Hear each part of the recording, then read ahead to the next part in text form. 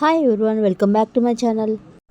ప్రజల నుంచి అందిన ఫిర్యాదుపై తక్షణ స్పందనగా కనిగిరి మున్సిపాలిటీ పరిధిలో కొనసాగుతున్న అభివృద్ధి పనులను షేక్ అబ్దుల్ గఫర్ గురువారం స్వయంగా పరిశీలించారు.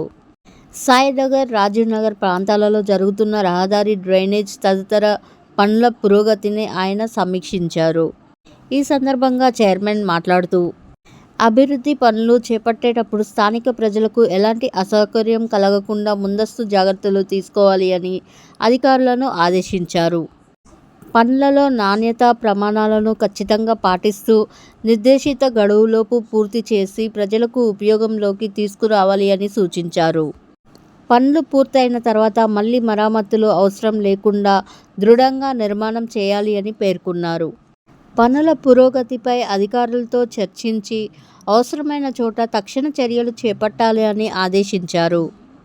స్థానికులు తమ సమస్యలను చైర్మన్ దృష్టికి తీసుకువచ్చి పరిష్కారం కోరగా సమస్యలు పరిష్కారానికి కట్టుబడి ఉంటామని ఆయన హామీ ఇచ్చారు. చైర్మన్ వెంట ఏఈ మాధవ్, కోటేశ్వరరావు, మున్సిపల్ కార్యదర్శి షంషీర్ తదితరులు పాల్గొన్నారు. Thank you for watching.